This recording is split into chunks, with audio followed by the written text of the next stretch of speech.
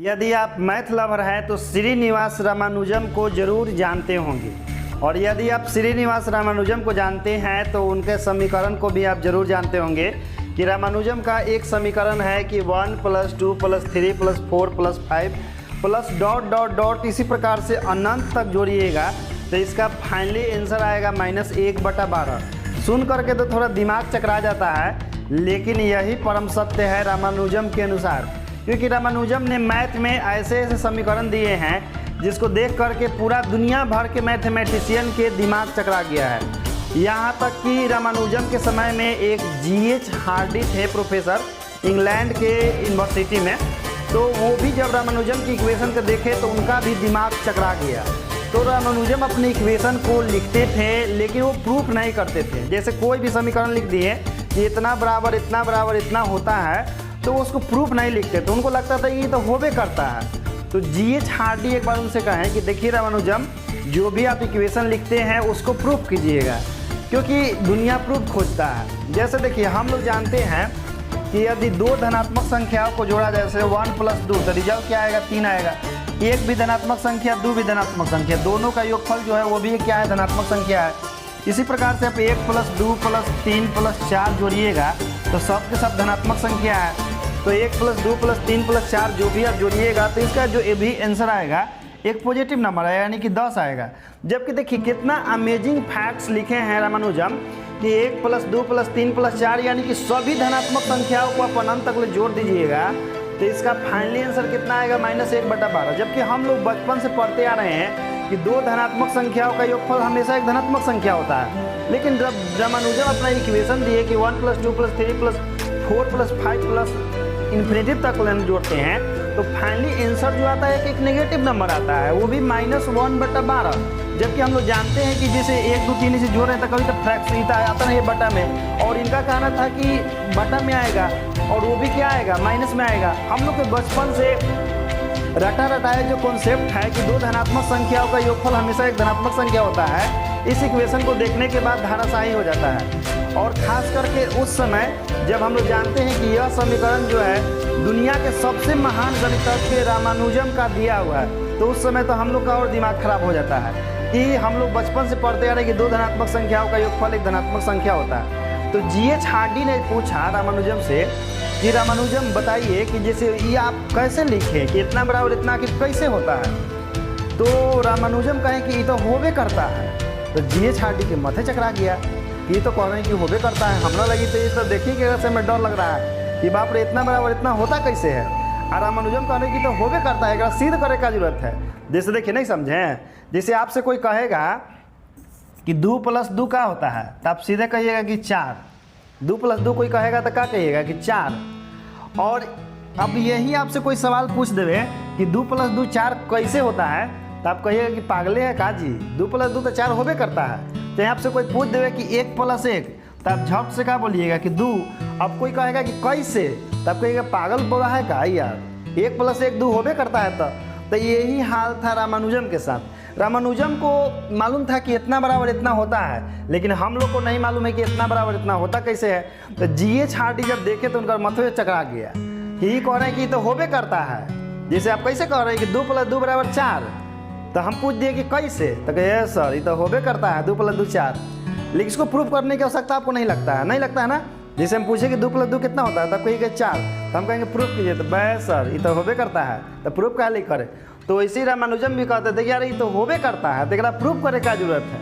GH Hardy के माथे खराब सुन के कि हमरा जो देखे के डर लग रहा, चक्कर आ रहा है कि इतना बराबर इतना कैसे होता है, ये सीधे कह रहे हैं कि होता है। तो देखिए कोई बड़ा बात नहीं है। जैसे श्रीनिवास रामानुजम कहते थे कि उनकी एक विद्या की देवी थी नामगिरी देवी, विद्या की देवी नामगिरी। उनका मानना था कि नामगिरी देवी जो है सपना में आकर उनको मैथ सिखाती है, और वो एक से एक इक्वेशन दिए, इतना आज तक इक्वेशन दिए हैं कि दुनिया में आज तक बहुत सारा मैथमेटिशियन उसको सोल्व भी नहीं कर पाया है। बहुत सारा अनसोल्व्ड इक्वेशन है रामानुजम का जिसको आज तक कोई नहीं सोल्व कर पाया है। उसमें से आप यदि एक भी सोल्व कर दीजिएगा तो आप दुनिया के महान गणितज्ञ में गिने जाइएगा। और यदि आपको देखना है कि कितना सारा इक्वेशन है तो बस गूगल में सर्च मारिए कि रामानुजम अनसोल्व्ड इक्वेशन, बहुत सारा इक्वेशन आएगा।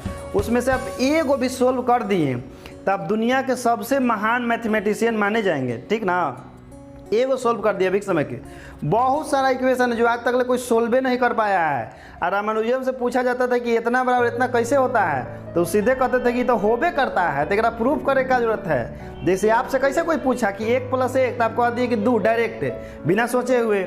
अब आपको कोई कह देवे कि कैसे, तो कहिएगा पागले बोरा है का, और 1 + 1 2 होबे करता है, तो मैं सिद्ध करे का जरूरत है। तो इसी रामानुजम के कहना था कि अरे इतना बराबर इतना तो होबे करता है, तो ये सिद्ध करे का जरूरत है।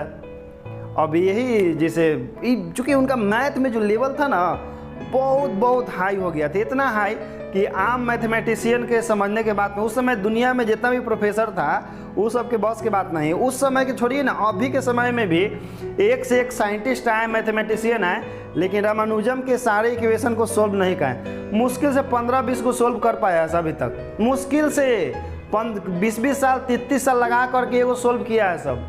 सोच लीजिए कितना रामानुजम मैथमेटिशियन, महान मैथमेटिशियन थे उस समय के, ठीक ना। तो बहुत ही उनके लिए आसान बात था, क्योंकि उनका मानना था कि नामगिरी देवी जो है उनको सपना में आके मैथमेटिक्स सिखाती थी, और जो भी सीखते थे सपना में वो सब उठ के लिख देते थे, सवेरे नींद से जाके लिखना शुरू कर देते थे। कोई पूछ दिया कि कैसे, तो एक ही बात कि तो होबे करता है, तो कैसे के का बात है एकरा में, इनमें प्रूफ करेला सवाल नहीं है। ठीक उसी प्रकार से जैसे आपसे कोई पूछ देवे कि 2 + 2 बराबर, तो सीधे कहते हैं कि 4। वैसे रामानुजम से पूछता था कि इतना बराबर इतना कैसे, तो कहते थे कि तो होबे करता है, तो इनमें प्रूफ करे का जरूरत है। GH हार्डी एक दिन समझाएं कि देखिए रामानुजम जी, ये जो मैथ जो है ना दुनिया प्रूफ खोजता है, तो वो थोड़ा बहुत कुछ इक्वेशन प्रूफ करना शुरू कर दिए। नोटबुक में प्रूफ करते थे, कुछ इक्वेशन प्रूफ किए, लेकिन जितना इक्वेशन लिखे थे सबको प्रूफ नहीं किए, और बहुत कम समय में ये दुनिया को छोड़ के चले गए।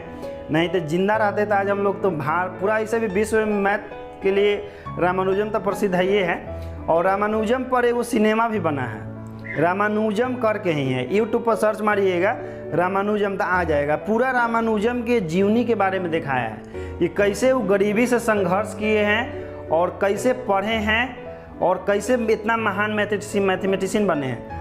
3 बार ISC में फेल हो गए हैं, खाली मैथ में 100 में 100 बनाते थे, बाकी सब विषय में फेल हो जाते थे।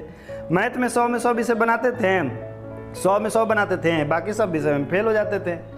तो ये जो इंटर भी ठीक से रामानुजम पास नहीं कर पाए अपने समय में, लेकिन मैथ में देखिए आज एक से एक इक्वेशन दिए हैं कि इंटर का जो PhD करके बैठल है साइंटिस्ट है, वो सबसे तो हिल ही नहीं रहा है, इतना इक्वेशन दिए हैं कि। तो सोच लीजिए कि उनका IQ किस लेवल के था कि अभी भी एक से एक दुनिया सुपर कंप्यूटर बना लिया।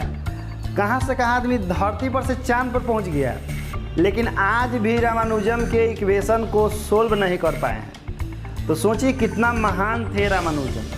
और उनका उन्हीं में से एक इक्वेशन आपका ही है जो शायद आपका भी दिमाग चकरा रहा होगा देख करके कि 1 + 2 + 3 + 4, यानी कि सारा धनात्मक संख्या को जोड़ा जाए तो रिजल्ट क्या आएगा, एक ऋणात्मक संख्या आएगा।